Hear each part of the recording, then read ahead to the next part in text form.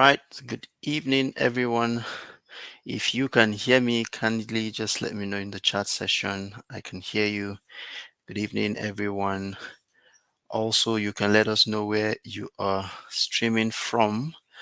This is Leverage 2024, and we're excited to be hosting this edition this year, August in the year 2024. All right, welcome everyone. Again, if you can hear me, just let me know in the chat session. I can hear you. And also you can let us know where you're streaming from, your state or country, and that would help us know exactly who our audience are. Thank you so much, Mr. Miracle. You can hear me loud and clear, and you're streaming from Just Amazing. From Plateau State, another person is letting us know, and that's amazing. Thank you for joining in. Awesome, awesome, awesome. Now we have another very quick task to carry out. If you have the link to this stream, you just do well to copy it. All right, copy that URL, go straight to whatever platform that sees your favorite. I am hoping that it is WhatsApp. Okay, so you could go to your status and just share the flyer and also share the link and let everybody know that Leverage 2024 is live and you're already in the room at the moment. Thank you all for this energy. Amazing, amazing.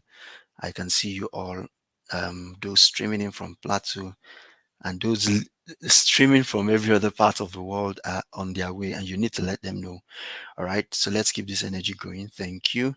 This is amazing. Now, this is proof again that irrespective of the state of things across the globe, we can still have amazing, powerful meetings. All right. This is one of the things that Leverage is going to be expounding to you, how that you can definitely find alternatives to whatever challenge that your idea is facing, whatever hitch that your plan is having, and looking for alternative means to it. Just in the last few days, we're certain that we'll be gathering in an auditorium, right, for Leverage 2024. But here we are, looking at the turnout of things in the city where Leverage is to be hosted, and we would have to just make a quick turn, and that's why we are all here online. But regardless, that's amazing to know that everyone can now follow and see what is going on right here, right now. Okay, so please let's keep that energy going. Keep that energy going. The energy I'm referring to now is going to every platform, letting everyone know, dropping an SMS, dropping a status, dropping everything that you need to drop with everyone that you need to do that with, and letting them know you need to be in here. You need to be in here. All right, we have someone streaming in from Abuja. Amazing. And we have a lot of other persons streaming in from Jos. I'm sure those are the people that would ideally have been in the auditorium at the moment. All right. So regardless of your location, it's good to connect with you.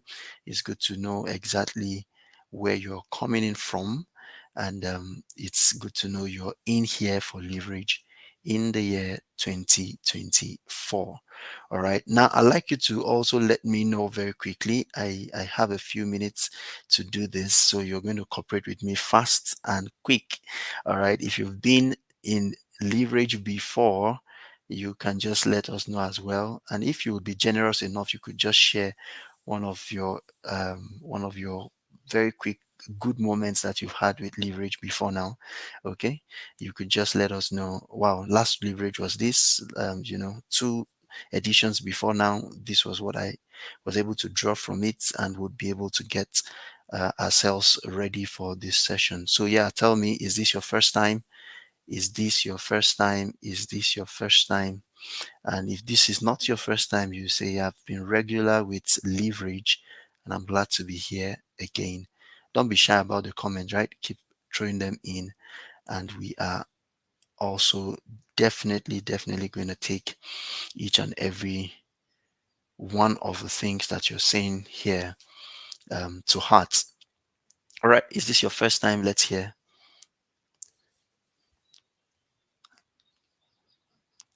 Oh, Mr. Boluaga Debayo is here for the first time. Amazing.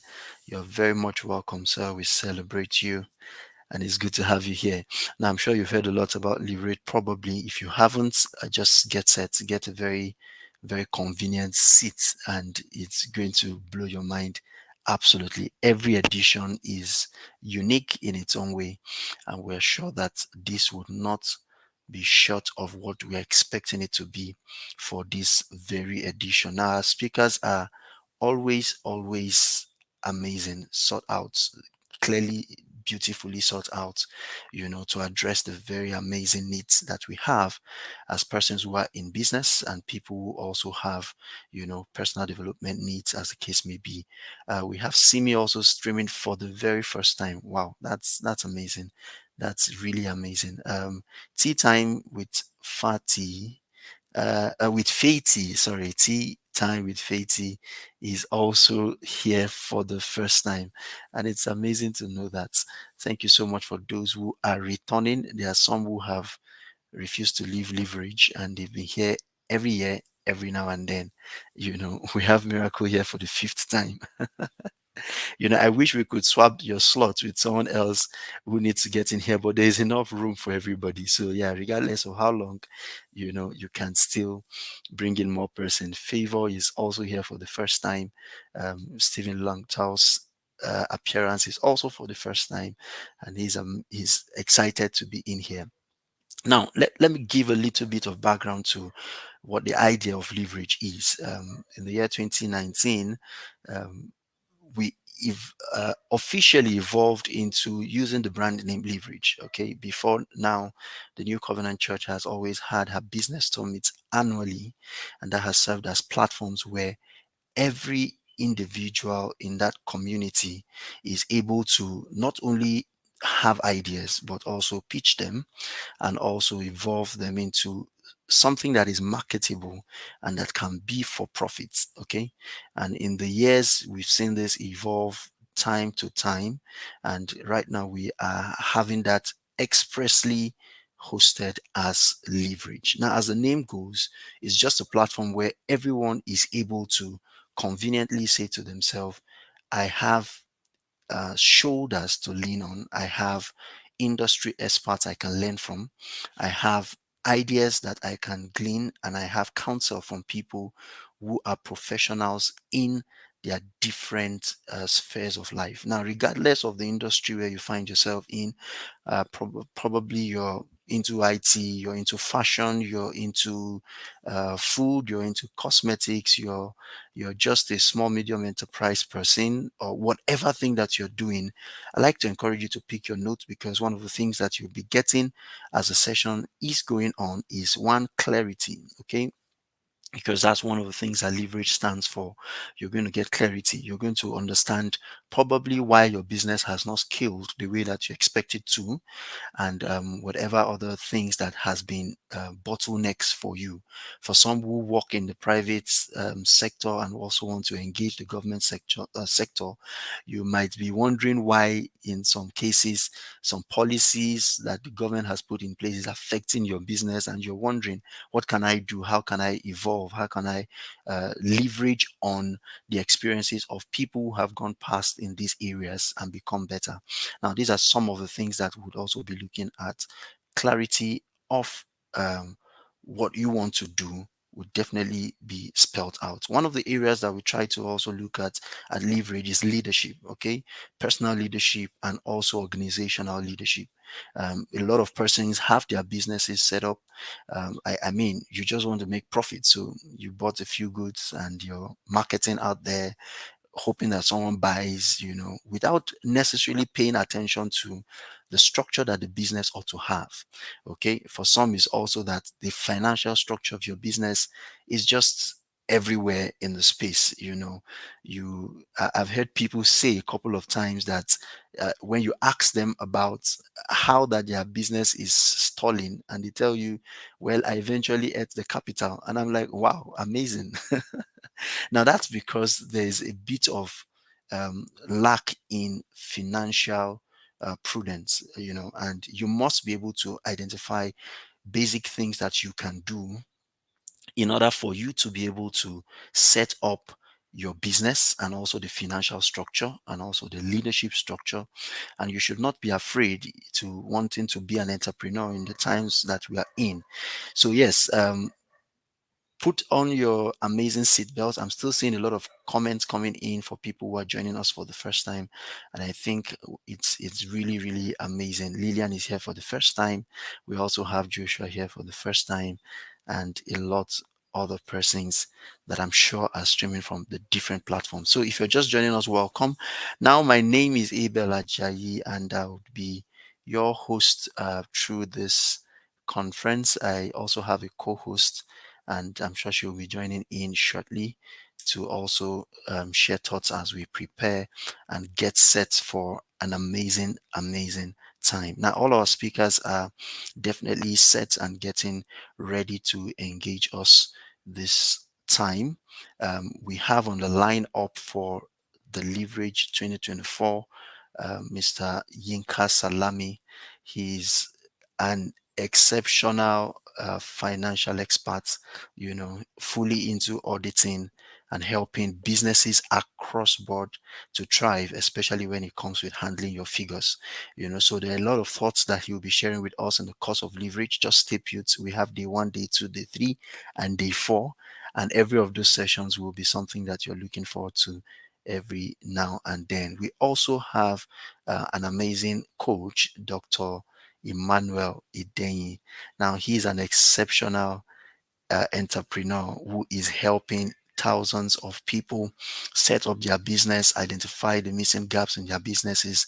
And for those of us who are attending Leverage from the city of Jos, his session would be something that you should pay attention to. Of course, that doesn't mean that if you're from outside of Jos, you can't glean something as well. But I'm specific about that because he will be touching a bit of the things that you should pay attention to in uh, the climb where you are based in, which is just Plateau States. And of course, that can also be duplicated across other cities in Nigeria as well. All right, how to identify business ideas, how to thrive in them, how a small business can move from point A to B to C, and you really do not have to have the millions and billions before you can call yourself a successful entrepreneur. You could take those steps from one point to the other, and we're sure that that will be amazing.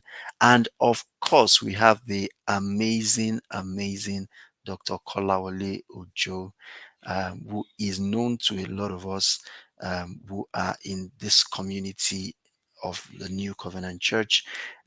He also will be speaking to us in the course of this edition of Leverage, and we cannot wait to have all of the speakers. Now, yes, our speaker, Dr. Kolawole Ojo, is a global mentor, and he will be sharing thoughts with us on how we can also, scale businesses that is already a startup and needs to move from one point to the other.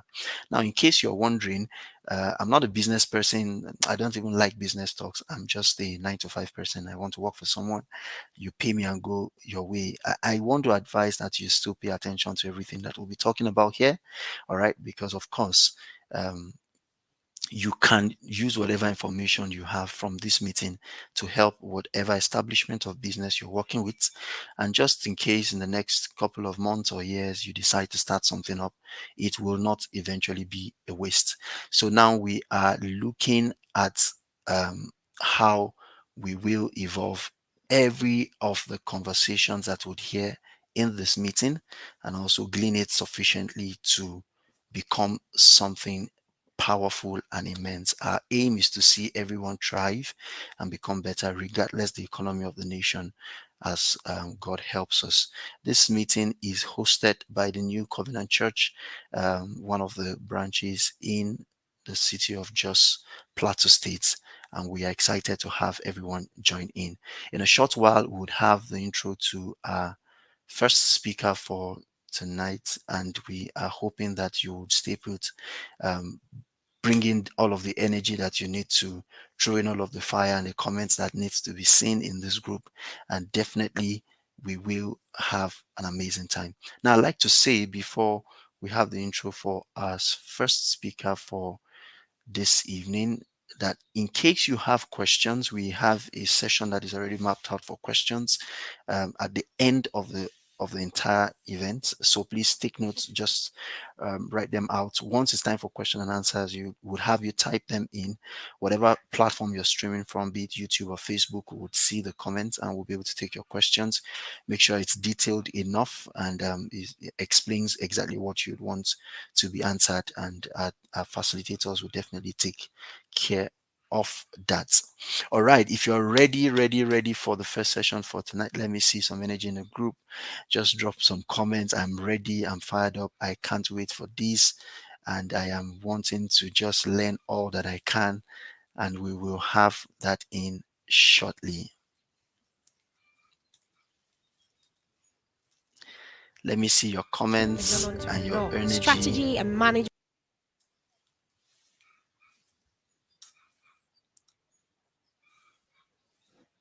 No. This energy is not energy at all. All right, you're super ready. I'm ready. All right, I'm seeing a lot of. Okay, yeah, your energy is now energying, and it's amazing. Come on now, let's fire it up. Let's get all the comments in. Again, you should let everyone in your circle know. Speaker is about to come up. You should not miss a word. You should not miss a comment. You should not miss any statements. You should not join in halfway. I know you can watch after now, but it's way much more amazing that you're in the house and following as it is being said, right and direct. Okay. Okay. Amazing. Now that you're fired up, let's have the introduction for our first speaker for this evening, Dr. Kolawole Ojo. Strong passion in entrepreneurship system. Dr. Kolawole Ojo is an entrepreneur, strategy and management consultant. He has a strong passion in entrepreneurship, system building, and strategy for sustainable performance, and has dedicated his life to same.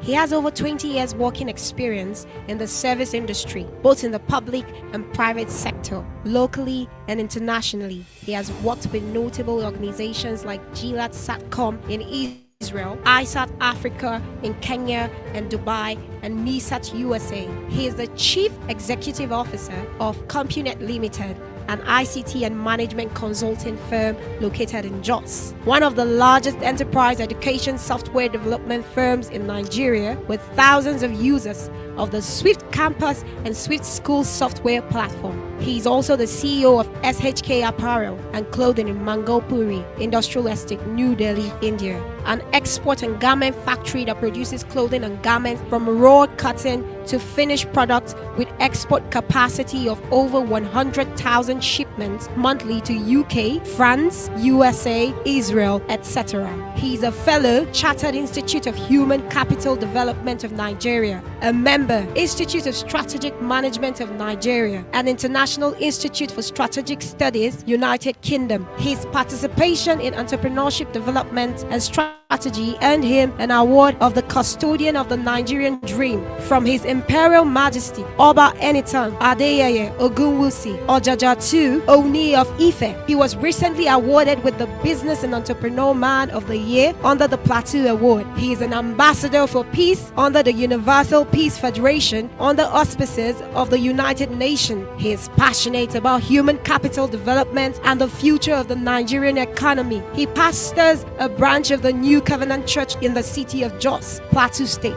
He is happily married and blessed with kids. Furthermore, Dr. Kolawole Ojo is an accredited and qualified global mentor with the World Business School. He is also a faculty member, Global Mentorship Department of the World Business Angels Investment Forum. He has been a guide to so many locally and internationally. Are you still sitting down? Please help me welcome to the podium Dr. Kolawole Ojo. All right, let's show some energy again in the group. You're welcome, sir.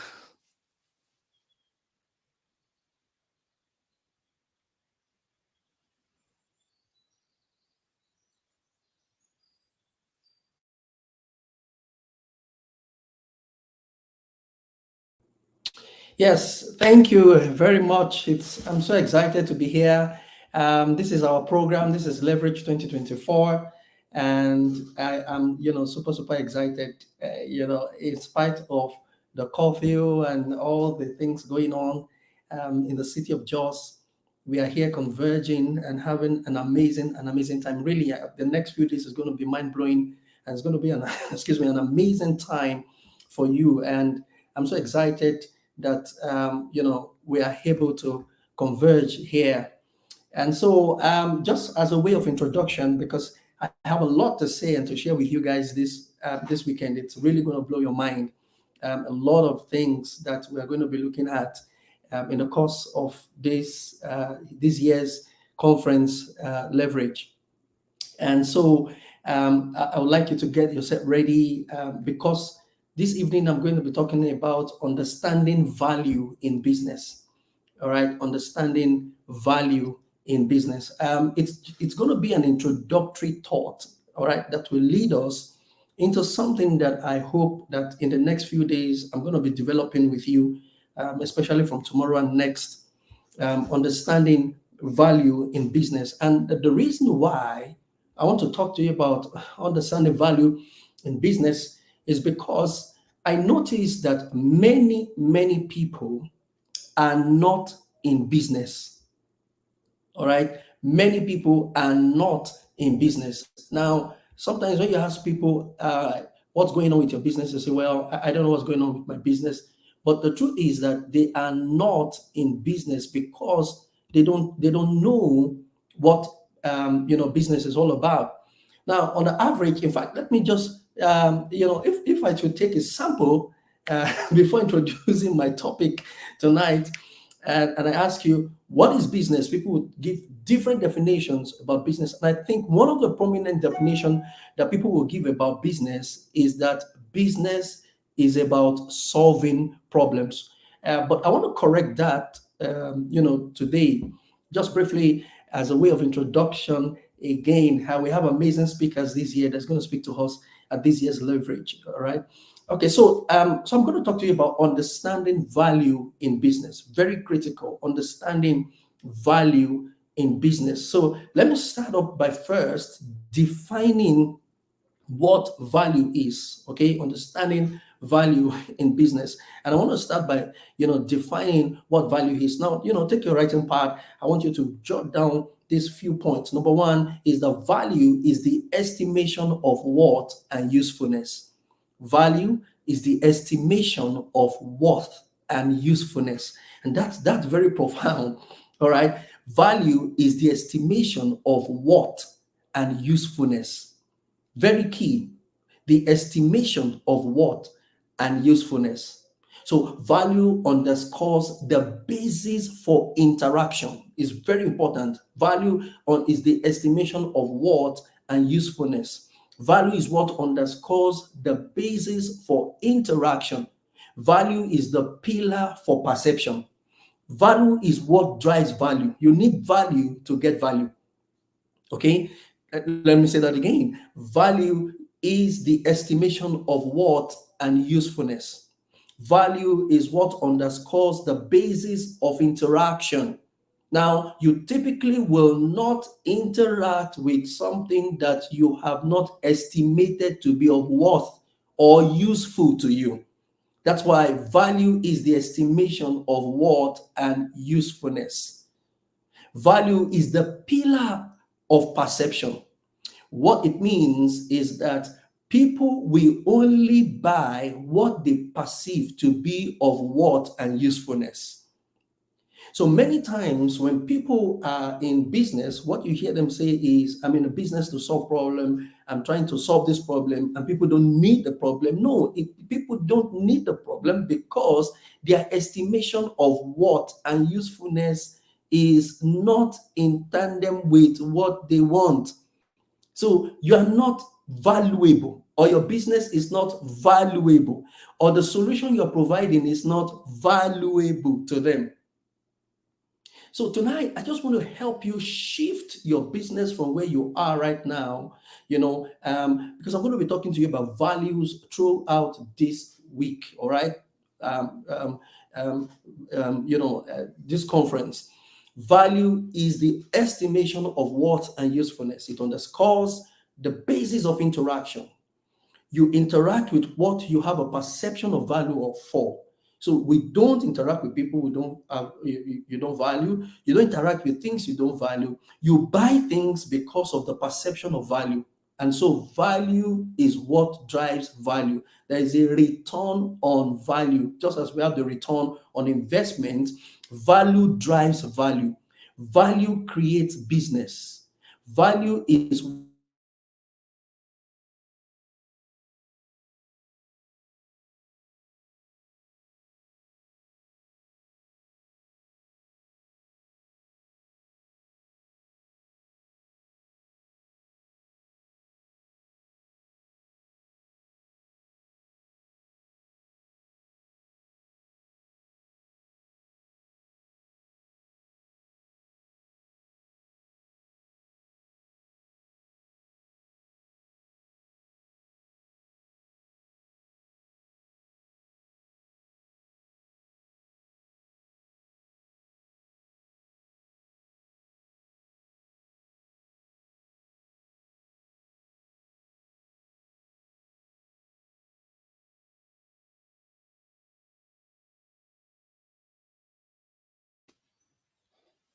All right, hello everyone. Let's just stay put. I think we might be having a little bit of a network glitch from Dr. Kolawole Ojo. We're trying to sort that out.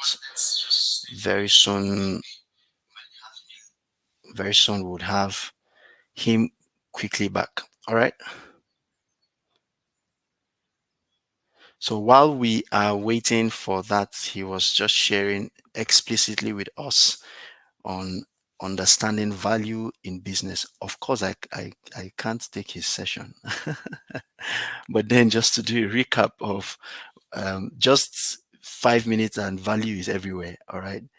So I see us sharing our thoughts on what he has mentioned before while the session was on.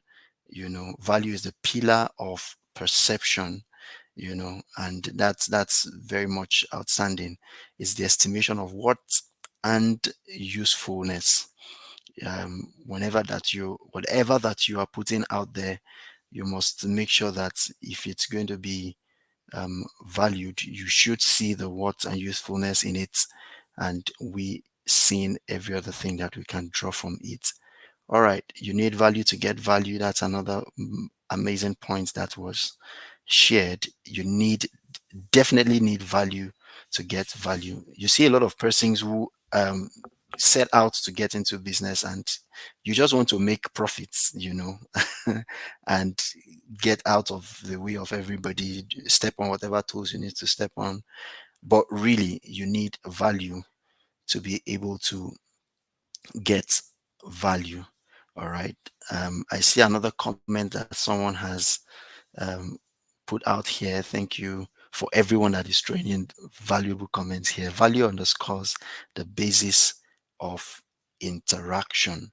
Okay, you can imagine two business owners having to have a very wonderful conversation, and you're wondering what exactly would be the content of that kind of conversation. Its value, it's the how rich that conversation is directly proportional to the value that both persons bring to the table, and you never can talk down on value and its usefulness as well.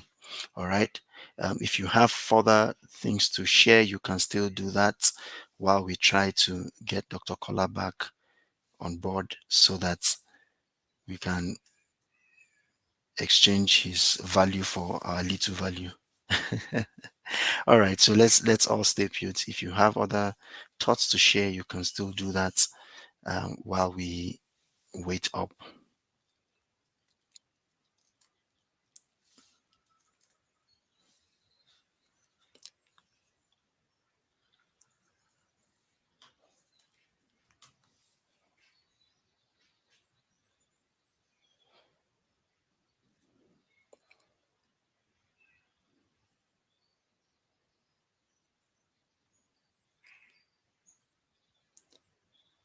Holding up, holding up, holding up.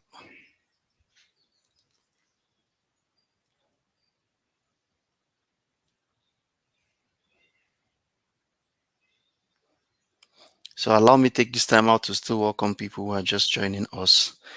If this is your first time, welcome to Leverage. We're glad that you could make it down. We're excited that you're in here, and we also cannot wait that you exchange value with us as our focus is for tonight. Now, please just hold on, stay put, and we will be back shortly.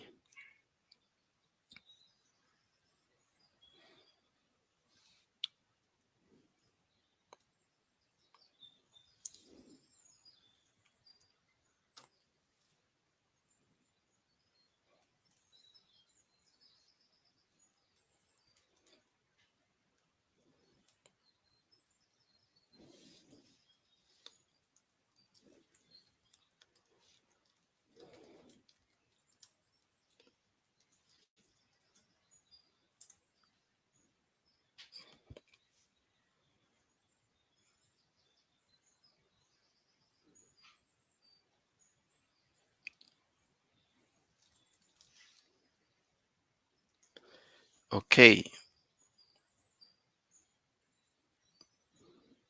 so information reaching me says we're having Dr. Kola back in few seconds. So can we build up the energy again?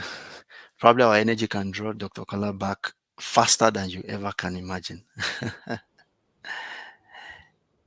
All right, welcome back, sir. We All missed right. you. Apologies, everyone, for that break in transmission. Um, Technology. Sorry for that. Um, all right. So we can keep going now. So I'm talking about understanding value in business, and most times how that many businesses are really not. They are not giving value. All right.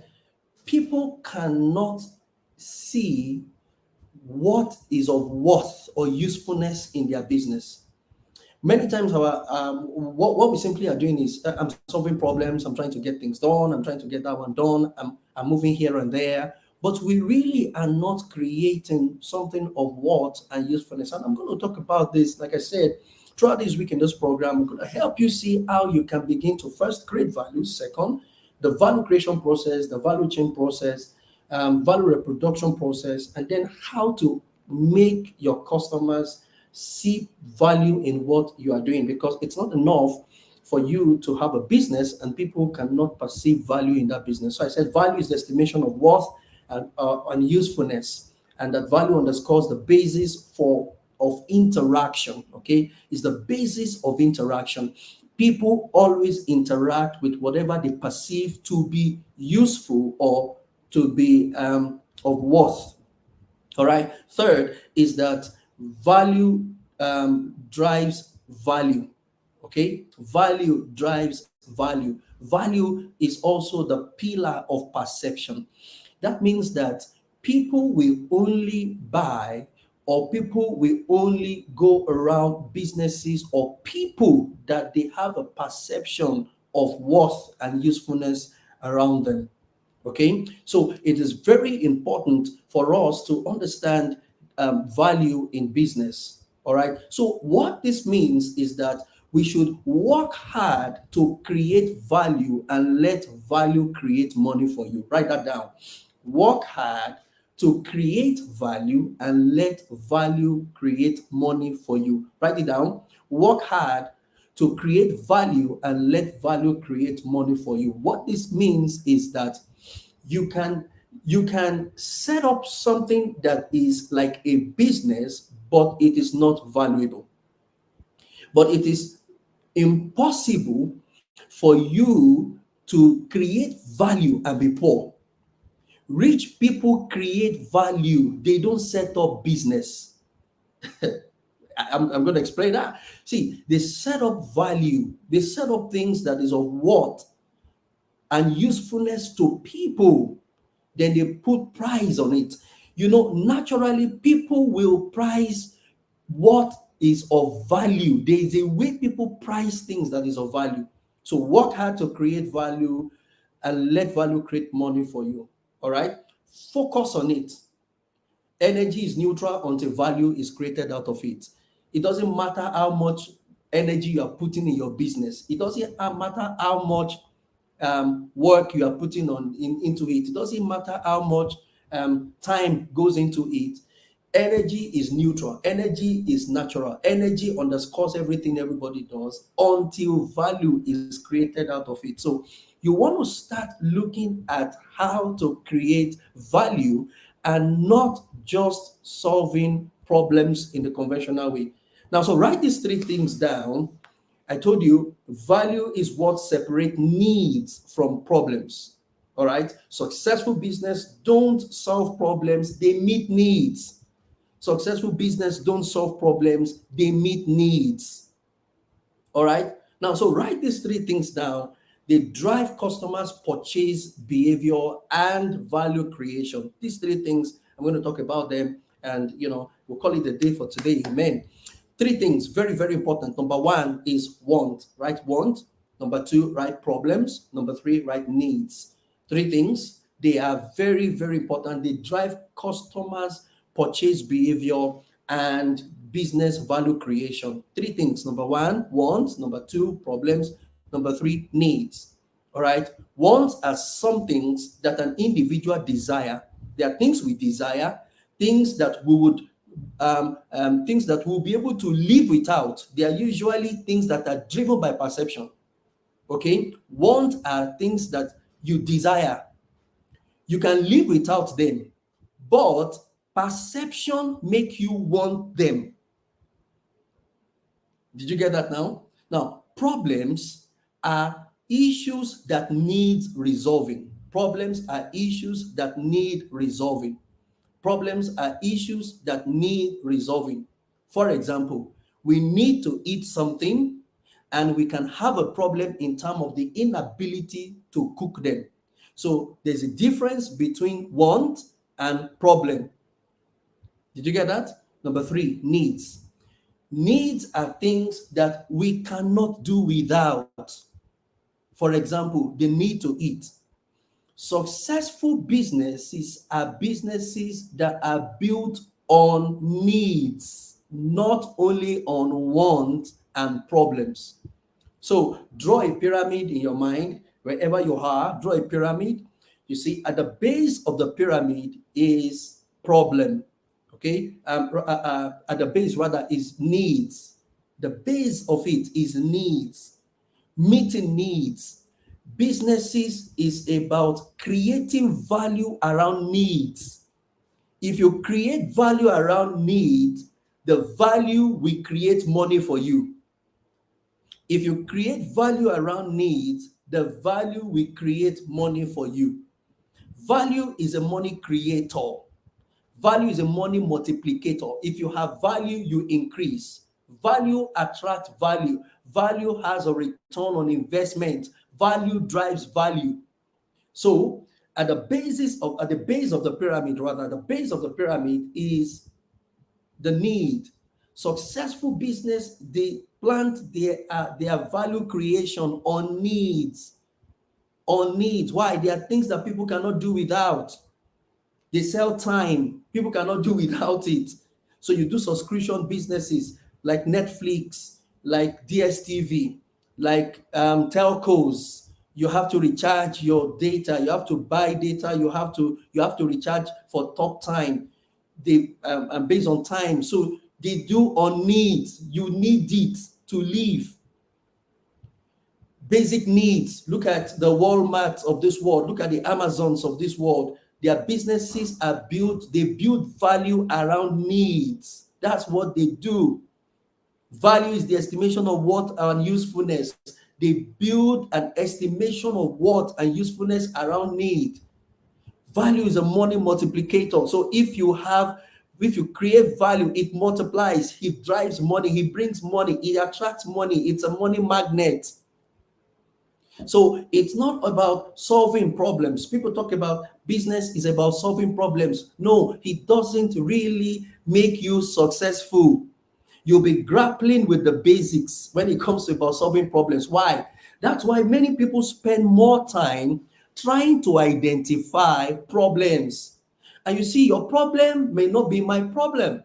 Even if you identify the market, if you do a market basket analysis and you want to say, this is the size of the market that I want to solve the problems, it's not about the solving the problems. You will have only a set that you will meet in solving problem, but you will have bigger set in meeting needs. So the basis of business should be meeting needs. You create value in for around needs, around people's needs. Are we together? Now, so needs are things that we cannot do without. Problems are issues that needs resolving. Okay? Problems are issues that needs resolving. So, for example, we need something to eat and we may have a problem in terms of their inability to cook it. But you see, these three things are necessary for business. All right? They drive customers' purchase behavior, wants, needs, and problems. But if you stay around need problems, you will not have a big enough market size. So that's why it is important to first identify need. What can people do without in my business? So many people are solving problems and they get hooked there. You can only solve the problem of the person that has met you or the problem of someone you have identified.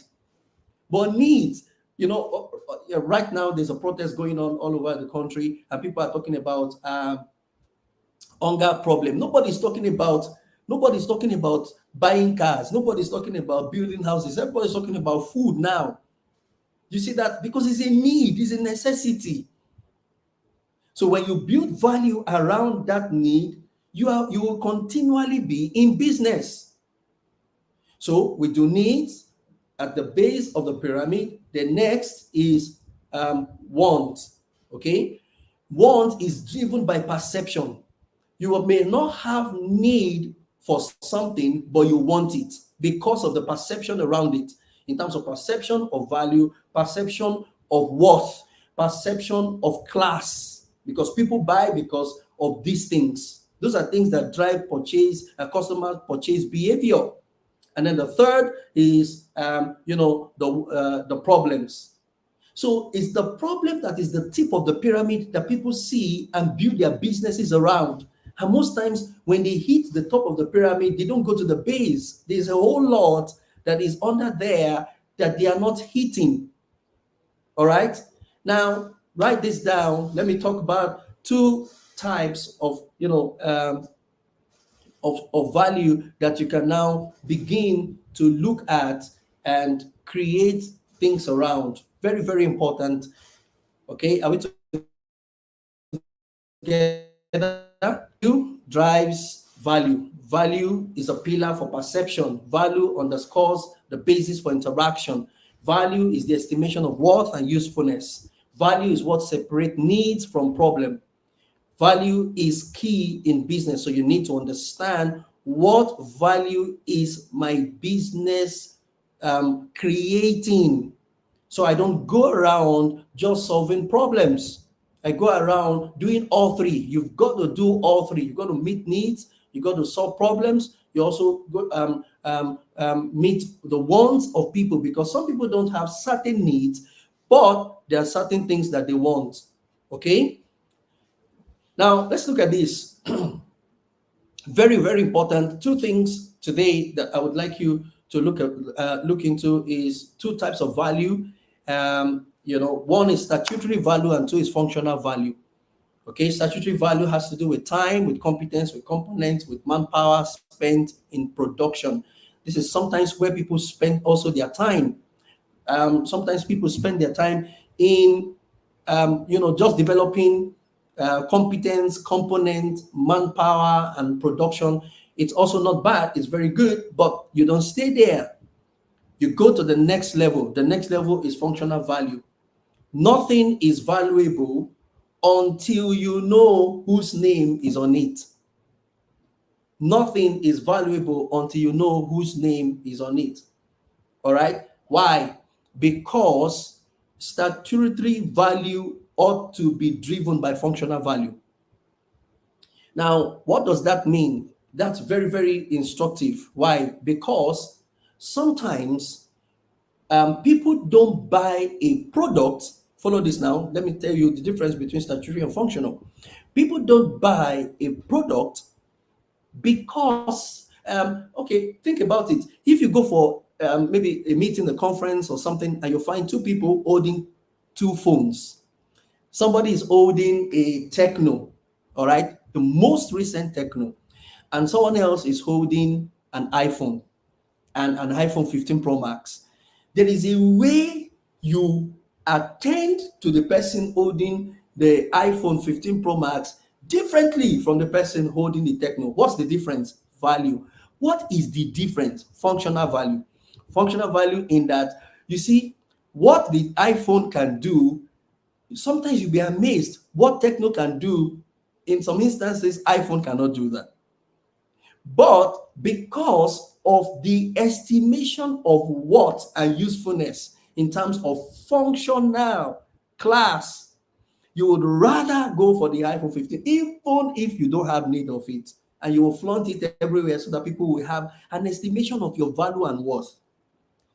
What should you start doing today, which is a take home very important for us right here, is that you need to start going beyond statutory value, which is the norm for many people out there. All right. What we normally would do is, so while you are solving problem, meeting needs, meeting wants, you also want to develop a perception of value that is functional and strong enough that will drive sales in your business, because people price what is of value differently based on the perception they have of those things. It may not necessarily be the best. It may not necessarily be the most functional. It may not necessarily be the most expensive, but if the perception around it seem to be driven in a way that is more functional than statutory, people will buy no matter the value, the cost that is attached to that product. So go beyond that. Start creating value. Tomorrow I'm going to talk to you about how you can really create this value. All right, today is to introduce to you the concept of value in business. The value is key. The value is everything. The value is the business. The business is supposed to create value. The business is supposed to bring an estimation of worth and usefulness. The business is not supposed to be only about solving problem.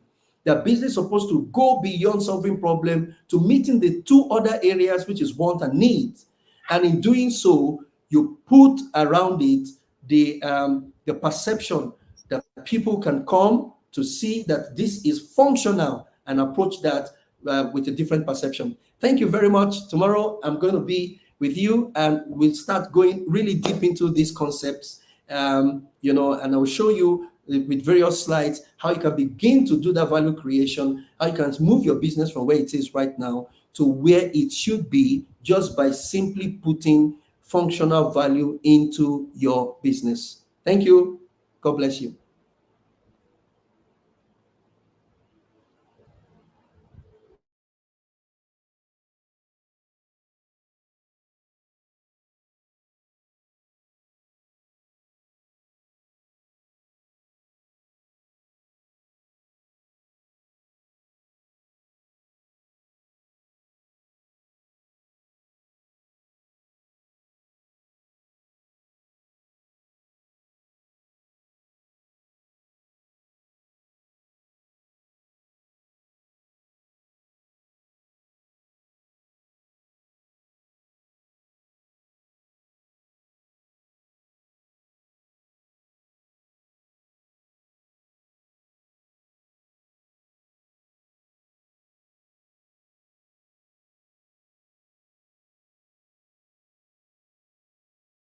I don't know if you have a question.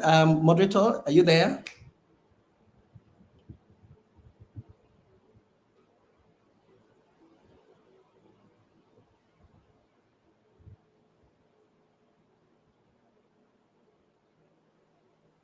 Thank you so much, sir.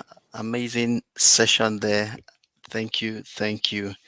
It's good to have captured so much value in the little time that you had shared with us. Now, I'm sure everyone is looking forward to the next session that you are going to have with us, because this is not the end of it all. And we are really, really looking forward to a lot more that would come on. If you have questions, like I said, let's just note them just in case, and we'll be able to address that. Dr. Kola will still be on board to take questions when that time comes. Please, let's celebrate once again, Dr. Kola Ojo. We celebrate you greatly, sir. Thank you once more. All right. In the next few minutes, we'll have our second speaker for today up.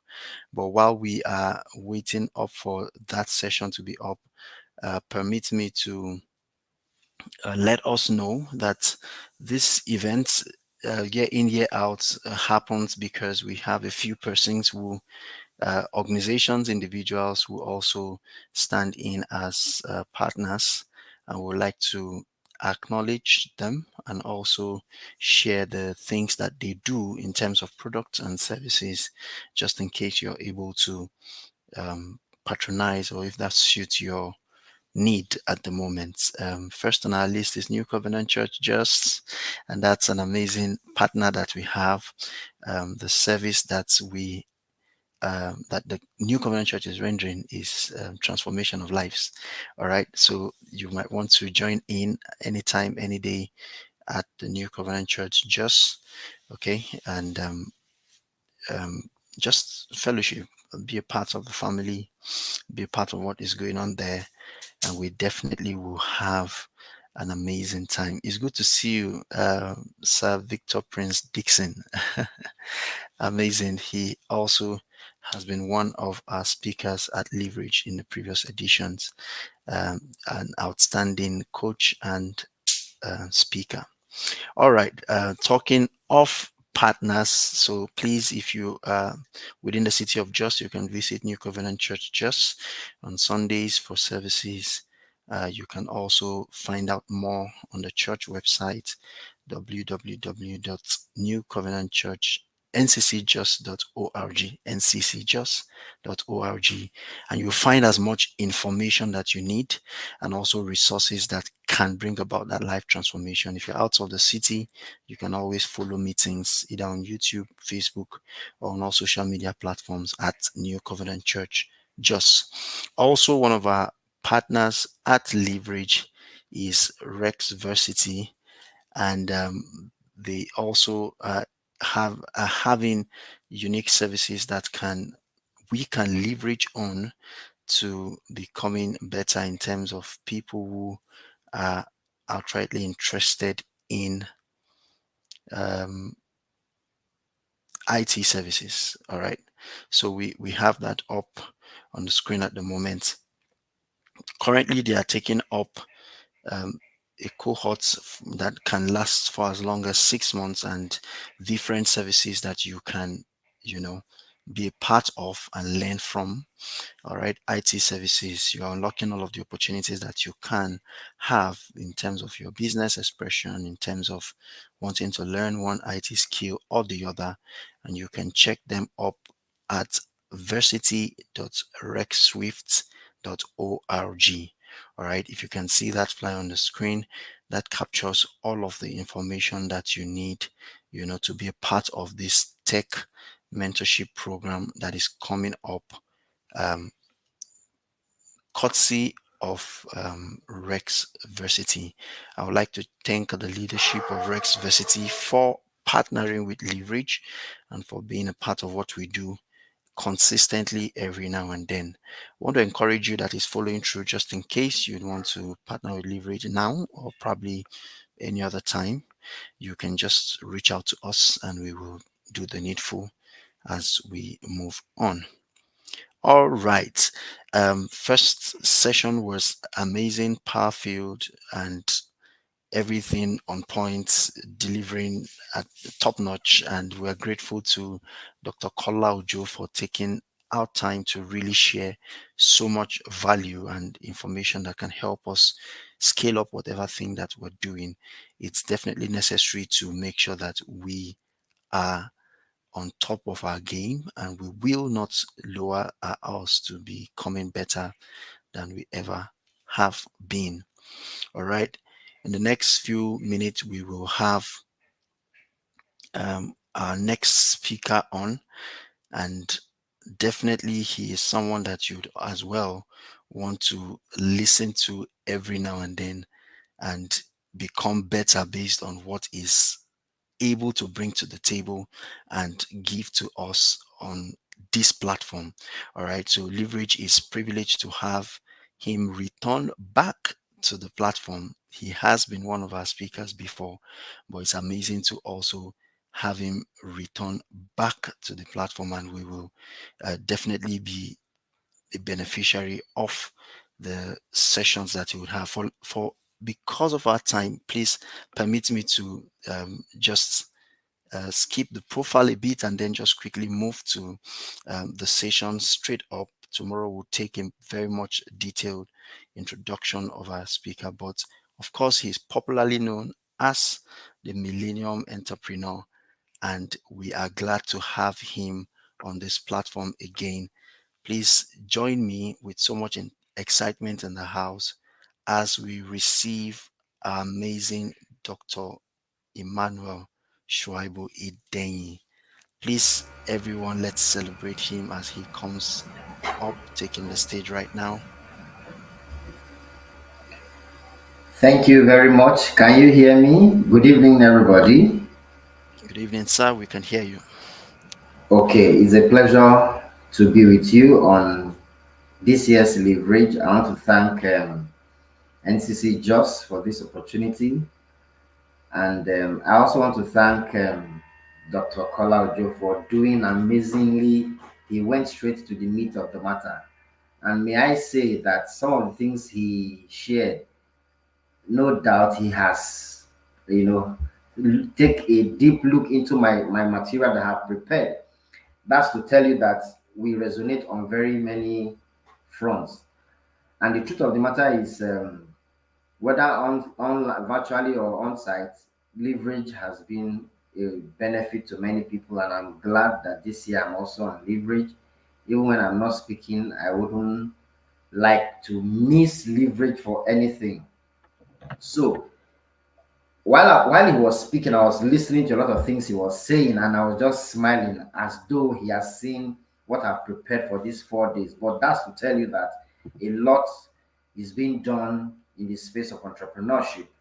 And I would like to say that at the end of this year's leverage, I can guarantee you that many businesses, particularly in Jos, will experience a shift, particularly for those who will put to use the things that we'll share or during this leverage session.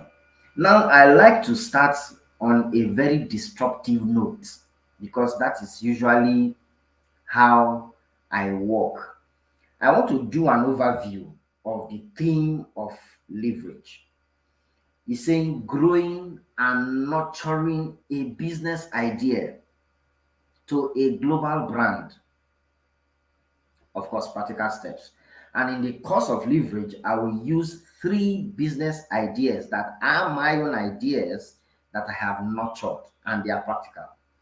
But permit me to ask, many of us have successful businesses running in our head as we are seated or as we are watching. Many people have successful businesses running in their head. The challenge is the doing. So, if you don't take a step from an idea to begin to implement, how would you grow and how would you nurture it? So, you see a lot of people telling you that I know how to do this. It's all in the idea level. They have not attempted to even practicalize what idea they have. They have a perfect, just like having a good architectural design of a building. By the time you start putting block together, that is when you will know that some of those things you conceptualize as an idea has a lot of work to be put in place. So How many of us have ideas running in our head that we have not implemented? Whatever the fears are, as valid as they may be, it's not beneficial. It's only at the ideation level. So I give you an example of something that happened in the city of Jos. So there is this person who said he talked to me in 2014 that he's going to retire in 2017. And he said he had an idea of a business he wants to do. And what was the idea? He wants to set up a patient medicine store, and he identified the location. And the first thing he needed to do was to go do internship with one of the big pharmaceutical shops in Jos. Of course, he paid. He went. He started doing the internship. Don't forget, he had an idea, and he consulted, and he took a step. He paid. He went. 3 weeks into a 6 months training, he pulled out. And what was his reason? He said one of the sales girls insulted him or talked to him in a manner that he viewed it as an insult, and he said he is no more going. Don't forget, he had an idea. He took a step, went to register the business, register for the training, and he abandoned the idea. But his reason for starting that was because he said he will retire in 3 years. Ladies and gentlemen, exactly that 3 years, that same business, that same location was set up by another person in the city of Jos. So that is to tell you that you are not the only one that have an idea. Idea is free for everybody. It is the person that takes the step to develop, to nurture, that will make a sense of creating a value that meets needs or wants, like what Dr. Kola said. And many people watching or listening are in that scenario. You have ideas. You say, and I'm thinking of this business too, and somebody just started doing it. It is not because the person had it all figured out.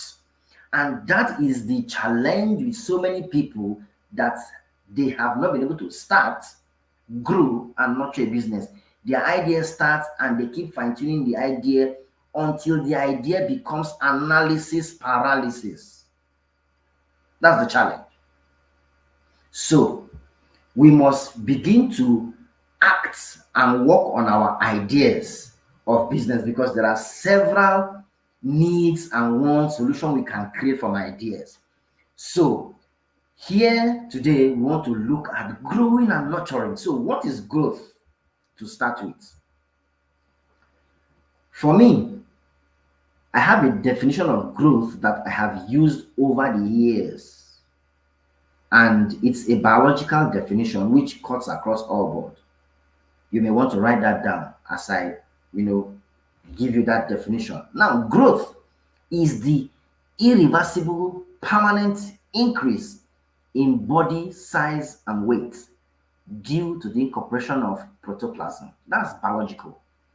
Growth is the irreversible, permanent increase in body size and weight due to the incorporation of new protoplasm. Now, protoplasm are the cells, are those things. Now, we'll break that definition down.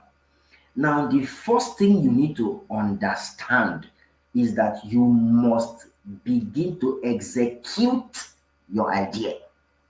It's not bad to have an idea. It's not even bad to have multiples of ideas. But the challenge with many people is either imposter syndrome, or the fear of making mistake, or the fear that this idea is not good enough. But the truth is, if everybody waited for a perfect time, nobody will ever do anything. So, how do you now start? Albert Einstein said the person that has not failed before is somebody who has not tried anything new. So, Winston Churchill, the former Prime Minister of Britain, said, success is moving from one failure to the other without losing enthusiasm. So everything successful you see running today is predicated on a lot of failures that you know nothing about. The only difference is that the person never gave up. The person never gave up. Of course, there are innovation in the ICT world and everything. It was not this perfect 5, 10 years back, but today, look at where keep on doing what you are doing has brought us. So you must tell yourself that I will get on board to begin to execute my idea, regardless of whatever. So, what is a business? I have a very simple definition of business. Dr. Kola attempted to delve into it, but I'll give you a simple definition of business. A business is any legitimate and legal adventure to meet human needs, satisfy customers with profit making in view. A business is any legitimate and legal adventure to meet human needs,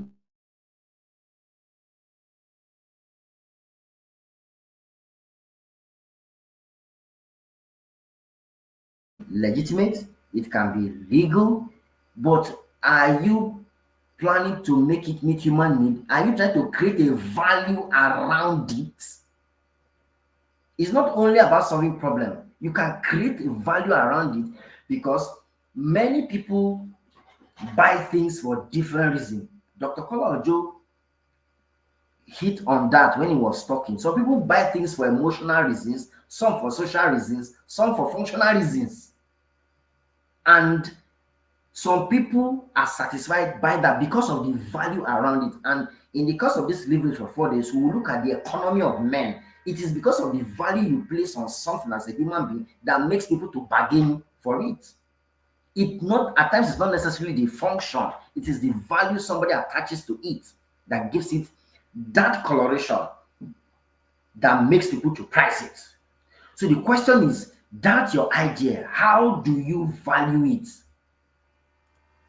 Like we said, growth is the irreversible permanent increase in body size and weight due to the incorporation of new protoplasm. So now, the challenge with most people is they feel their idea will be talked down.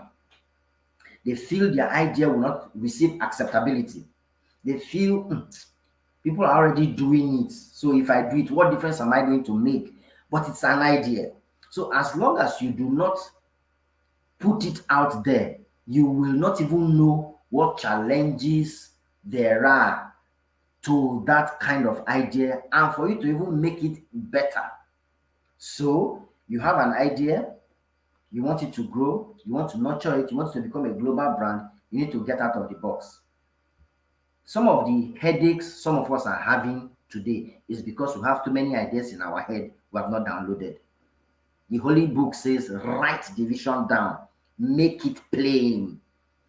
By making it plain, it means that you are documenting particularly the processes of how you want to execute it. I do a lot of business plan.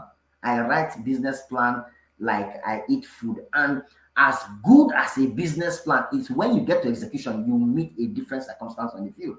But that does not mean you should throw the business plan away. It means that at execution stage, there are things that you need to begin to consider. There are things you need to begin to look at.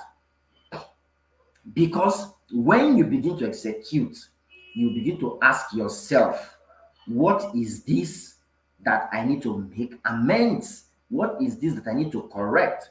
Truthfully speaking, many people are usually overwhelmed when they meet such and they're like, maybe this idea is not for me. No, it's because at implementation, at execution, you get to see other things that you probably didn't envisage at the time of doing that. And that is why you need to be brave in your execution.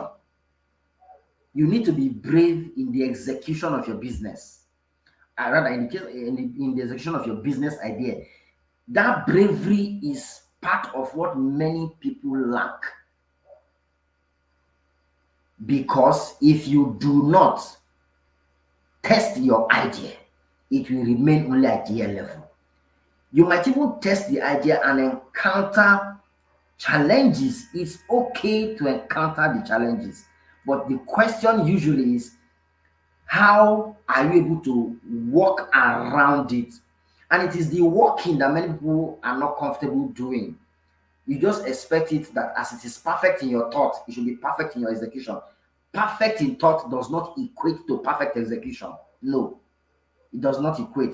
So when they encounter some hitches in execution, they begin to wonder, but I thought it like this. Yes, you thought it, but businesses does not survive at idea level. They survive at execution level, and you must be ready to face the execution. So you see, most people who say they cannot go into business, they cannot go into business, is because while they are thinking of the business, they are also thinking of the bad things that will happen to the business. So they are afraid to execute, and that is the challenge in our client. But you see, people who are in successful businesses today is because they have weathered the storm. I usually tell people when we get to the bridge, we'll cross it. If there's no bridge, we'll swim across the water.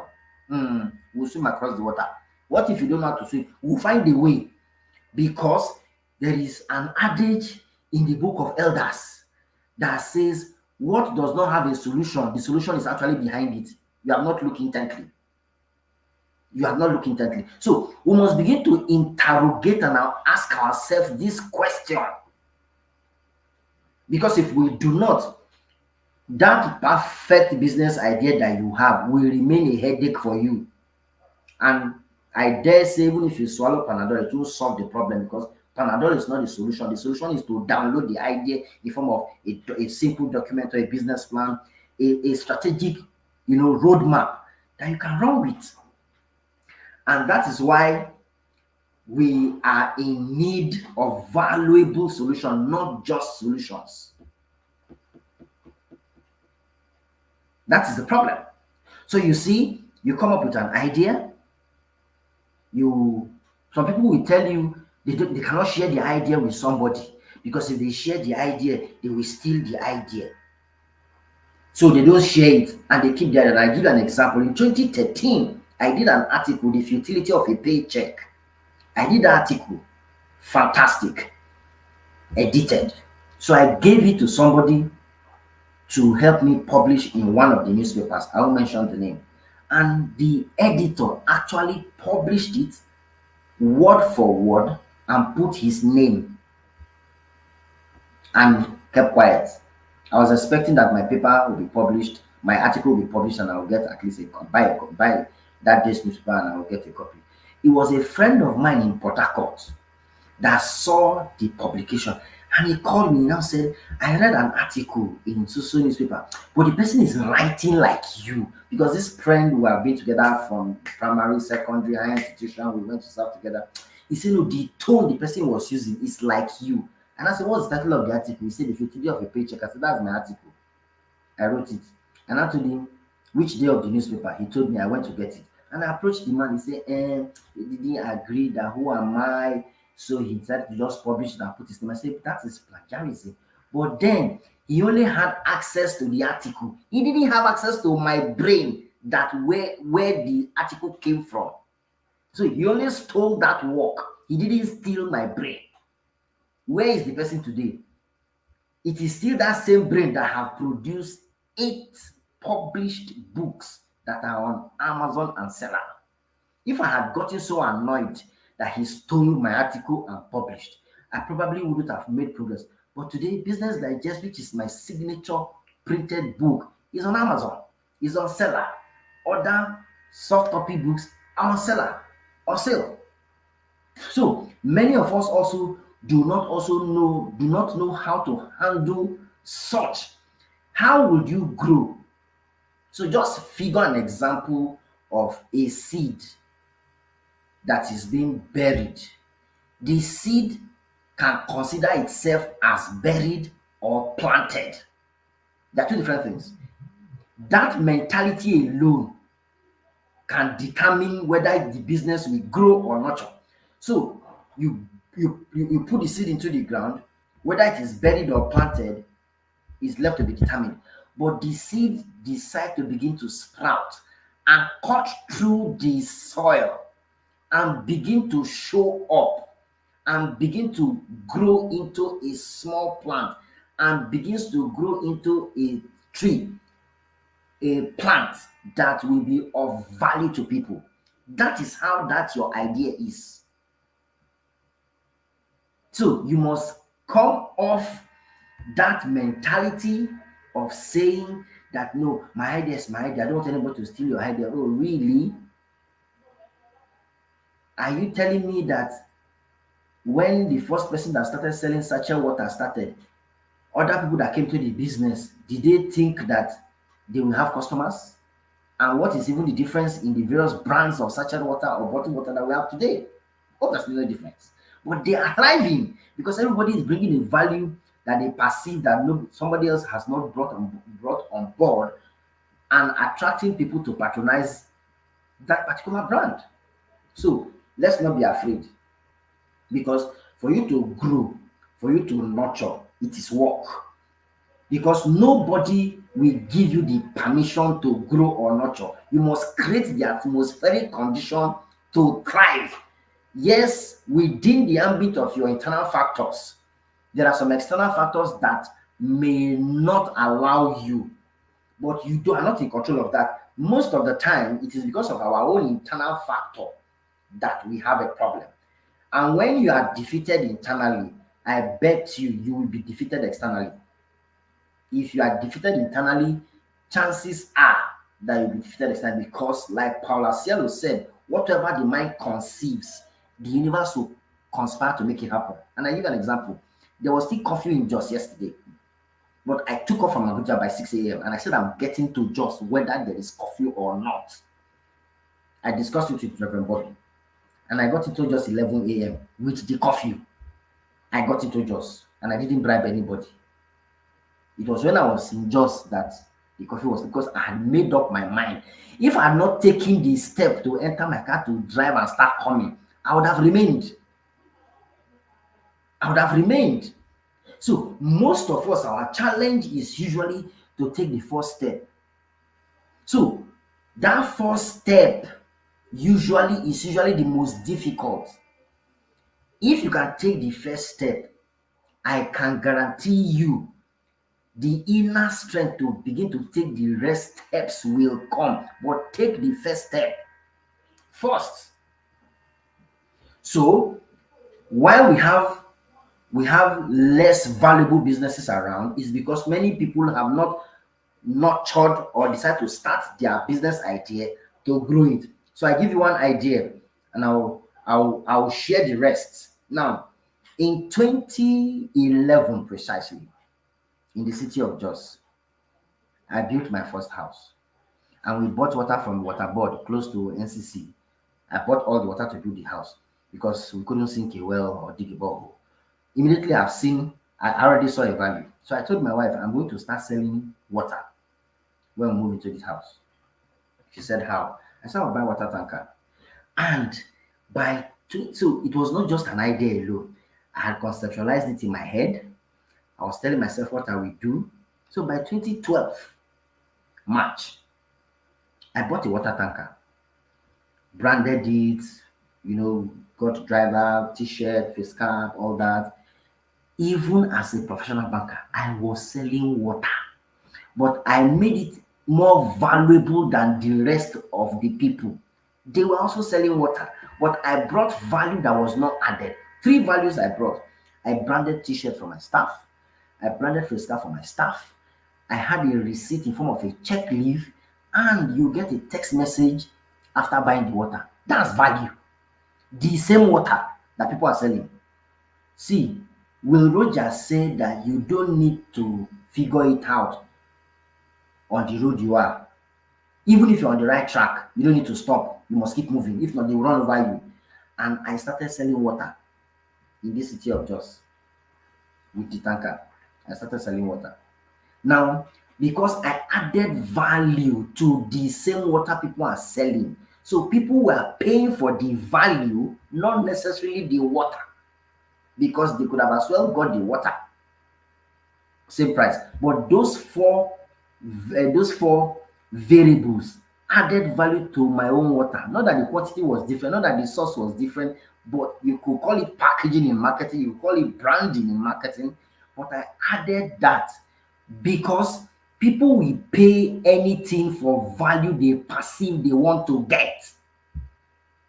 People will pay anything for a value they perceive they want to get. Most people that use iPhone 15 Pro Max is status symbol, is the value that it accords them and how people will perceive them. So people eat in some restaurant, particularly in Abuja, because of the value it gives them, not because they cannot eat that same thing elsewhere, not because they cannot use any other phone apart from iPhone 15 Pro Max, but because of the value it translates to them. So, but they didn't stop at just an idea. Somebody decided to put that idea into test. So, can you permit yourself to test your idea? That's the question I want to ask you today. Permit yourself to test your idea. Because if you don't test it, you are denying yourself of value. If you do not test your value, your ideas, you are denying yourself of the value you should have communicated to people. But you see, we have more values you can bring to the table, but they are hidden in your head because they are just at the ideation level. So until we're able to communicate that sufficiently, we'll have a problem. And if you don't grow, you don't nurture, how will you be able to sell it to people? Because nobody will go and break your head and know that you have an idea there. Nobody will know that you have an idea there. You must be willing to put it out there, because that's the only way we can see it. Every year iPhone releases another version and people are buying it.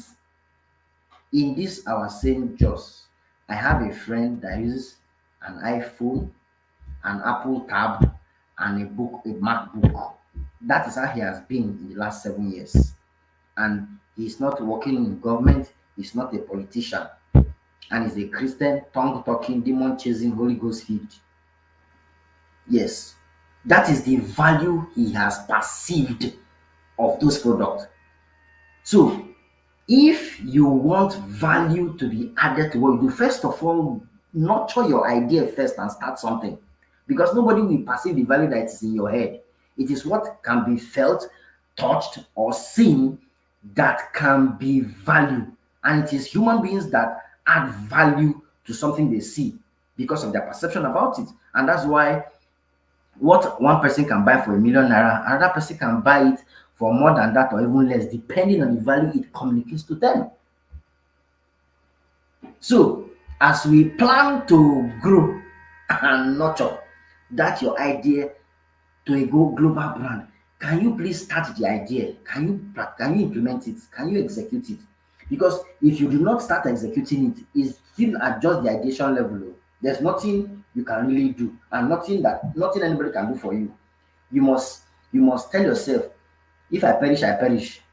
I'm going ahead, because execution creates opportunity for learning. That's what execution does.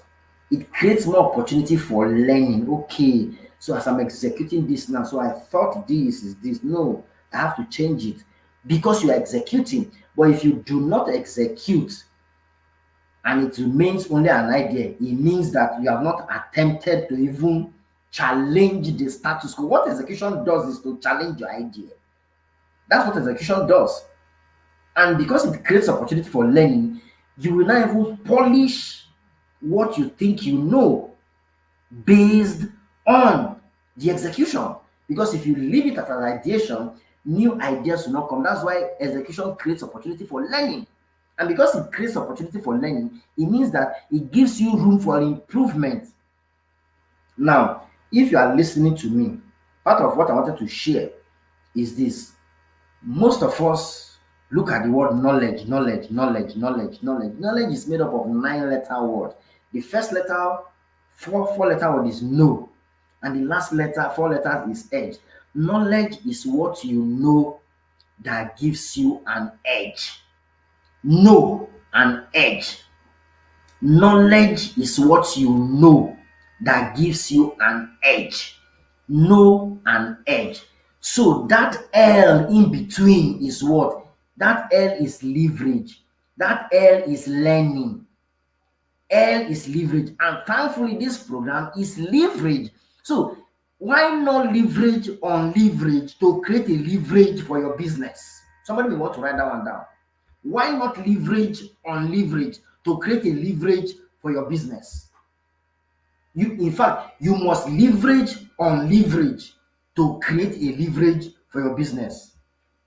That's why you allow yourself to test that value, because leverage gives you opportunity to learn, to meet new, to get see new opportunities, learn, gives you new window to try new relationships. So leverage on leverage to create a leverage for your business. The leverage may be in relationships, it may be in an idea that somebody else will give you. So at execution, other ideas that will improve what you're executing will begin to make themselves available.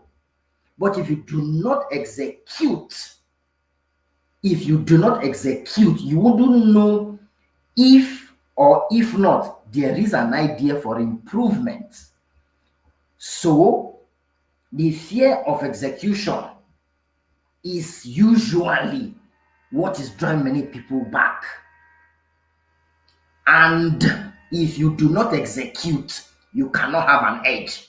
Knowledge is what you know that gives you an edge. The L in between is leverage. The L in between is learning. That leverage may be human being. That leverage may be a location. That leverage may be even a leverage program such as this that will enable you to be able to say, okay, I want to take advantage of this opportunity so that I will ensure that when I put this out, it gives me opportunity. That's why you see some of us are incurable learners. We learn every day, particularly because of the knowledge and learning space that we practice. You must help yourself so that you do not you are not the person that is drawing back your own business. So let me round up, and I want to round up with this. Maybe I'll start from that point tomorrow. In a system or in a microorganism, there's what we call cell, tissue, organ, and system. Most of us, for those of us who are science based, you can write it down: cell, tissue, organ, system. That's how it grows. That is how your business is. That is how your business is. Cell is the idea. Tissue is the operation. Organ is the system, and system in this case now is the collaborations that you are into. But many of us have remained at the cell level. And if you remain at the cell level, you cannot be a system that will be collaborated with. Nobody will collaborate with your idea. People will only collaborate with a business that is growing. Nobody will come and collaborate with your idea. That's why in the bank, we'll ask you for what is your equity contribution. Your equity contribution is what are you bringing to the table. So, if you want to grow your business, you must be ready for execution. Thank you very much.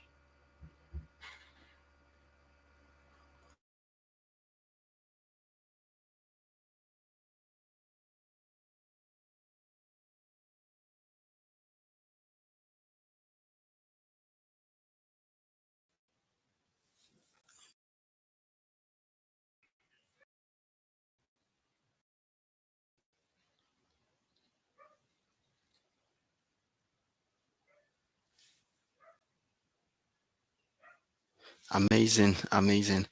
This is absolutely profound. I think Dr. Idenyi came to just add a bit of fried egg to the fried yam that Dr. Kola had put up for us. And I mean, what a blessing tonight.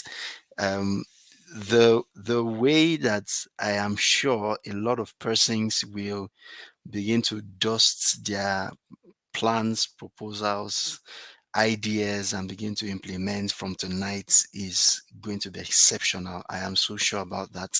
Thank you so much, Dr. Idenyi, for starting off on these amazing notes, reminding us that a plan that is still at heart can never achieve the purpose that we are desiring for it to become.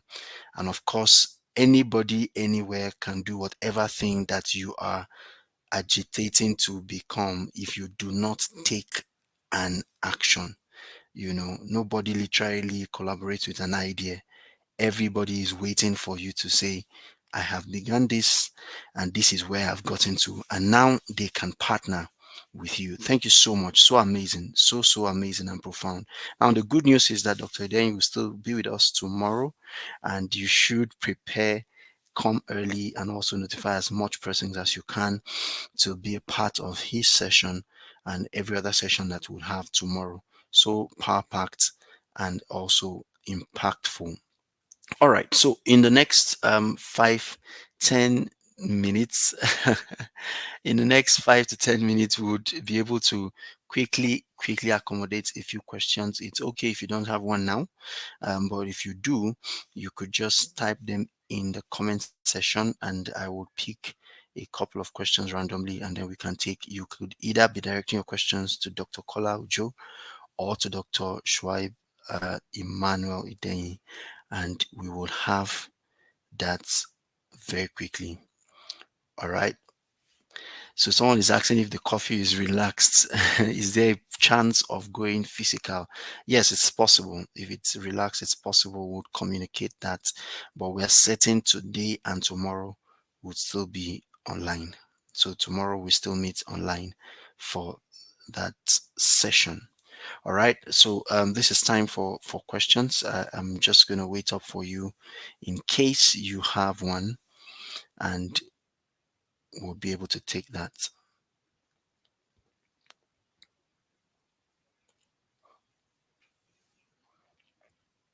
All right. I can see your comments, and just keep pouring them in. One of the things that speakers globally love is feedback. No matter how outstanding a speaker is, they in as much as they know they are good, but they also would love to hear from their audience to still say it again that, oh, you're good, sir. And they'll be like, yeah, I'm good. I'm that good. So don't hold back with the comments. We are going to definitely receive each and every one of them. All right. So we have someone asking, Renike Hayes is asking, what is the clear difference between statutory value and functional value? All right, now since Dr. Kolawole took that session, I would just love to invite him back um, to help us with that question. What is the clear difference between statutory value and functional value?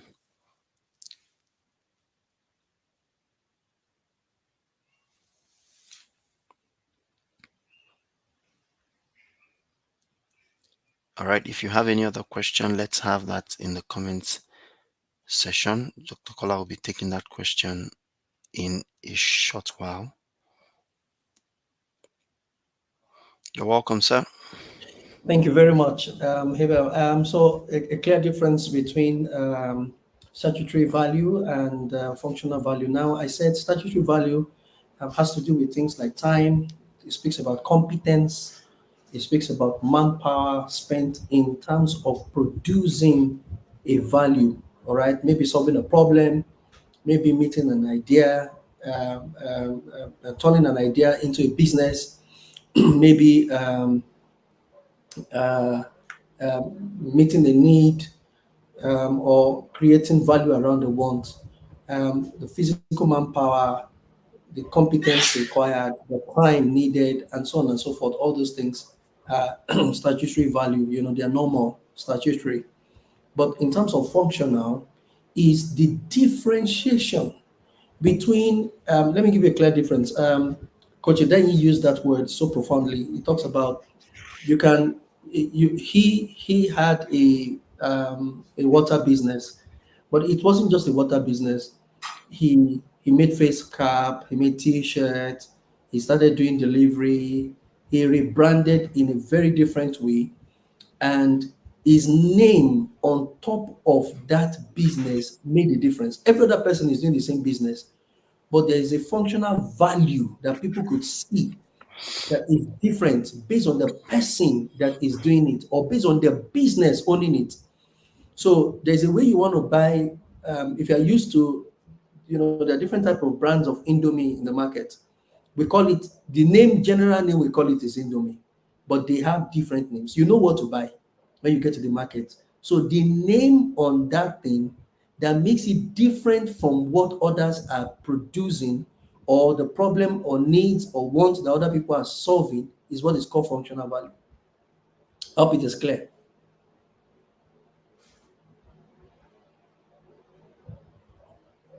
Throw more light to Thank you so much for throwing more light to that subject matter on statutory and functional value. I'm sure those who are needing clarity have already gotten one. We'll move very quickly to the next question. We have a question from someone streaming on Facebook. He's asking, after a business idea is generated, isn't it better to start with the legal aspects like registering and others before starting it out? This directly goes to Dr. Idenyi. I'm sure he'll be able to take this on. Thank you very much. After a business idea is generated, isn't it better to start with the legal aspects like registering and others before starting out? The question, I mean, the answer is straightforward. But the truth of the matter is, most people will tell you, if I how much am I going to make before I even register the business? If I register the business now, they'll start telling me I should come and pay tax and come and do all those things. We encounter them a lot because my niche as a management consultant is MSMEs. And these MSMEs contribute 70% to the GDP, but they are largely under-regulated, even by the government. So, yes, once you are sure of an idea, it is better you secure the name. And the securing the name is registering it with Corporate Affairs Commission so that it will even give you the leverage to say, okay, I have taken a step further.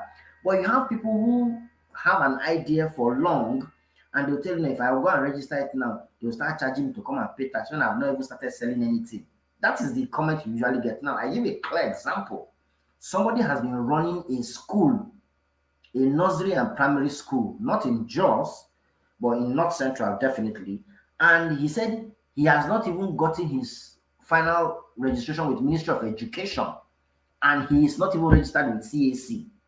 So I told him, the day you go to CAC and that name or similar name is in the system of Corporate Affairs Commission, you'll be denied registration. Meanwhile, you are already running a business with that is not even recognized by law. So yes, once you are sure of an idea, the next thing is to secure the idea. And securing that idea in terms of a name is to get to Corporate Affairs Commission a business name for as little as 10 to 15,000 on your own. You don't even need a lawyer to assist you. Go to CAC platform and register. And once you secure it, it means that you have been secured. And once you secure it, the next thing you should do, even if you have not started operation physically, you need to file every year to keep that name active on CAC. Because sometimes last year, CAC deleted 100,000 business names because they were not active on their platform. So it's not enough to go ahead and secure your name by the legal provision. Just be doing your new filing every year until such a time when you are now operative and you can now open a business name account, because the next thing is to say you need that document to open a bank account in the business name. These are the steps that MSMEs refuse to take because they'll tell you the money is small, how much the bank will start charging me SMS, start charging me all those things. But these are the practical steps you need to take, and you're on your way to becoming global. So why not start taking the steps now so that it will position you, even when there are grants, you'll be able to access it because you have fulfilled the conditions precedents, as it were, to be attractive to the global market. Thank you very much. All right, thank you, Dr. Idenyi, for that succinct response to John's question. John, I'm sure you have much clarity on that. We take the next question from Choma Okafor. She's asking, my question is, how can I move from business idea to becoming operational? That still goes to Dr. Idenyi. How can I move my business from an idea to becoming operational?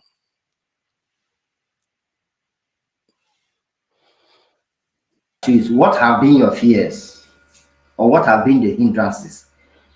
The question I usually ask people is for you to want to move from an idea to operational, are you willing to take the first step? So, answering from the last question, have you secured the name with Corporate Affairs Commission? Have you registered it? If you have registered it, fantastic. How are you now talking about the business? Because most people who go into business are not ready to do marketing, and marketing is a core of any business succeeding. Incidentally, I have a first and second degree in marketing, so it comes as a normal thing for me. So I tell people, marketing is the engine room of the business.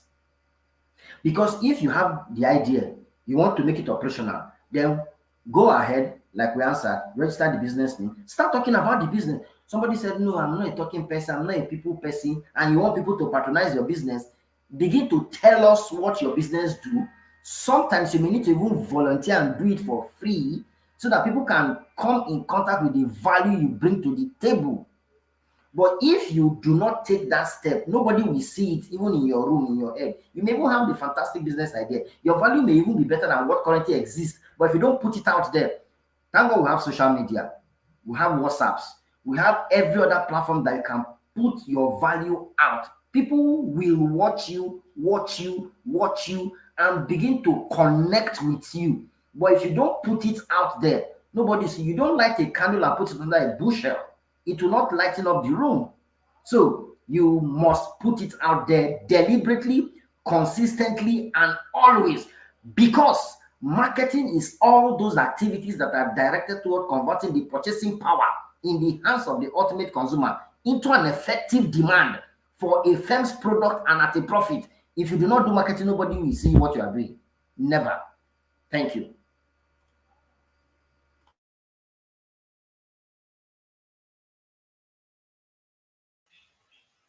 All right, Dr. Idenyi, thank you so much once again. So we'll still have you on. The next question is to you, and that's coming from.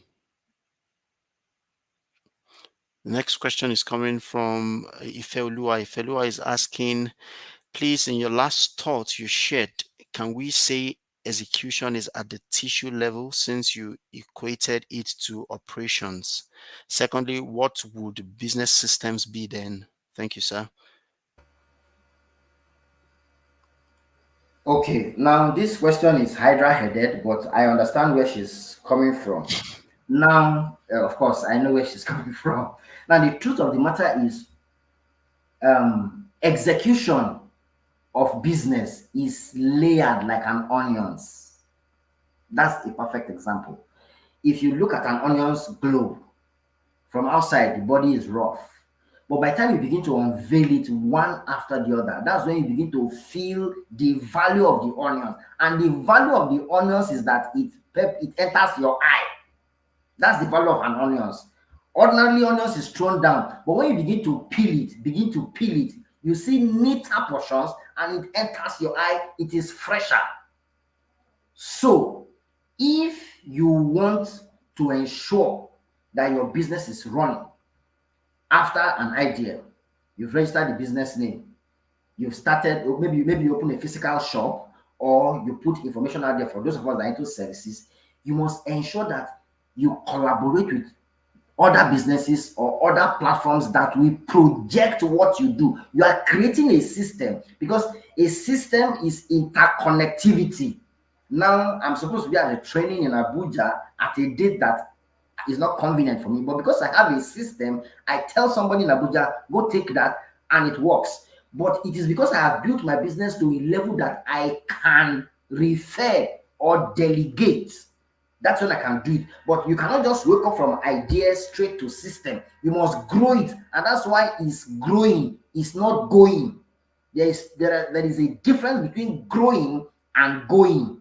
So it is a step-by-step procedure to get you to your Eldorado, as it were, but you must follow the step. It's just like the growth of maturity, egg stage, larva stage, pupa stage, and adult stage. It cannot jump from egg to adult. It must go through that process. Same like pregnancy, it must grow through that process, and that's how it works for business. But again, part of the system maybe you may need to be handheld at every point or guided. You may need a coach, you may need a mentor, you may need to secure a competence that will help you take to the next level. You may need that. You may need to go. You may need to do that to help you grow. Thank you very much.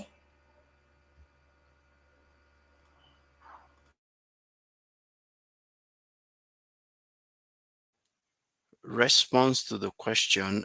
Stephen, I see your question, but it's not clear enough, so I would have to skip that and move on to the next.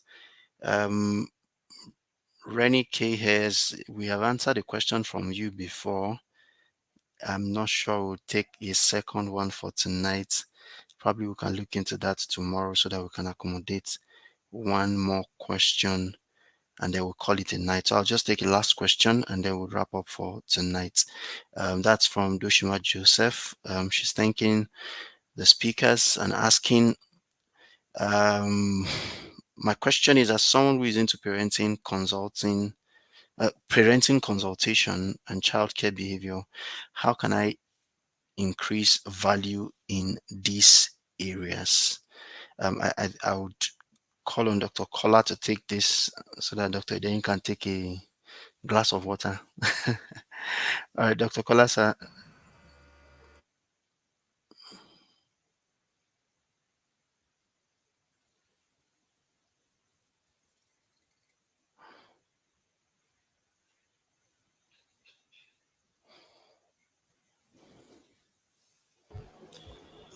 Yeah. The question says, well, good evening, sir. Thank you so much for the deposit tonight. My question is, as someone who is into parenting, consultation, and childcare behavior, how can I increase the value in this area? Okay, fine. So you need to identify three things. First is what are the needs? Two, what's the wants? And three, what are the problems? Most times people basically will start a business from solving problems. And like I said, solving problems is the top of the pyramid. If you solve problems, you only find children that are within the market. Your market will be based on that problem alone. But you can widen your market basket analysis by bringing in more into that set, all right, so that you widen your subset. And what you can do is that you need to start identifying other needs, okay? And then you need to also identify other what's the want, what do they want, what do they need, and what are the problems that you want to solve, all right? So three key things. Now, in terms of value creation is what I hope to share with you tomorrow. So yeah, you're kind of preempting what I want to share today, tomorrow for today. But just to answer your question, yeah, a little bit without really going into, because tomorrow I'm going to be doing all the value creation, value chain, and value implementation process, and show you how you can do that, okay, and inspire new life into your business. Because most times people really aren't making more impact, not because, so you see, our first of all, where we miss it in businesses, we're trying to make money. The motivation is want to make money. Mm-mm. The motivation should be we want to create value, all right, because value is the authorized way of making money. If you make money without creating value, that is equal to stealing. So, and in order to create that value, you have to look at needs, problem, and want. I want to meet needs, I want to solve problems, and I want to also meet wants. All right. So, but tomorrow I'm going to talk about how this is going to be achieved in terms of the value creation, the value process, and then value chain. Okay, we're going to look at different types of word: value creation, value chain, value implementation, value evaluation, value generation, and all that into your business. But basically, I think you should move your business beyond just I want to. I'm consulting for the family to look at other areas of influence that you can bring in into what you do. Because the more valuable you become, sometimes the value is not just in the needs that you are providing, but in the person that you are. All right.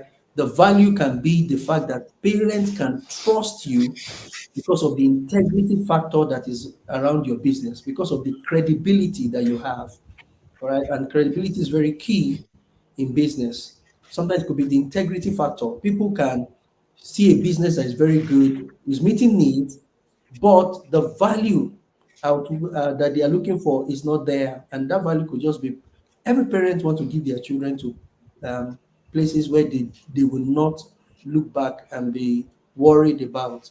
All right, so I'm going to do a lot of that tomorrow by God's grace. But I think I hope I give you a very tip of the iceberg in terms of the answer. Thank you very much. All right, sir. Thank you once again. That was profound and um, on point as the response that is desired from the person asking. I'm sure the person asking can take action from there to build a very good structure from whatever that wants to be done. All right. The next question, we're done asking questions so that we can close for tonight. All right. But Doshima is still asking if there are organizations or platforms where you can learn how to package this business properly. I would ask, because this is one of the purpose of leverage, if you know any that is into childcare behavior or parenting consultation and you're streaming right now, just share thoughts. You could drop that in the comment section and just share whichever organization or establishment that is already into that, where she can learn from or also draw insight from. And I'm sure that will go a long way to helping her strengthen that angle that she's wanting to be a part of. It's been an amazing 2 hours of value tonight. And I'm sure everyone that has followed through is grateful for all that our speakers have been able to share with us, so much value. Now, before you leave this live stream tonight, uh, our session continues tomorrow. All right, it continues tomorrow 5 p.m. But before you leave, I'd like you to just you know click the button to follow this page on YouTube, and then you can click the notification button to also ensure that you do not miss out on the start of tomorrow's session. The next thing you should do is to herald this across board, let people know that something outstanding and valuable is happening right here in this room, and we're excited about it. Most importantly for us is not just to have beautiful, nice sessions, but more so that you can implement the things that are being shared here. So what you should do tonight while you're trying to rest is to make sure that you are writing down action points. What should I do from here? What's my next line of action? What should I stop doing? What should I start doing? Who are the persons I should partner with, that I can become better with my business idea? And everything, I'm so sure, will begin to fall in place for you. I'm sure we can't get tired of saying thank you, sirs, for our speakers who have taken our time to share so much value. You pay for these sessions on a normal day, and I have an idea of how much both of them charge for private sessions. So for them to really be pouring their hearts out here is amazing. And we're going to have way much more than that tomorrow. Tomorrow would have another speaker who would also come on board again. So it's going to be, a lot of hits for each and every one of us here. Don't miss out for any reason. Charge your phones, get data, get alternative network in case network would cause a glitch for you, and would be here right here by 5 p.m. to continue what we started tonight. That will be day 2 by tomorrow. So please share that and let's know what your feedback is for today's session. All right, that'll be all for today. Thank you once again, and tomorrow we meet here, same time, same location. God bless you all. Have a beautiful night.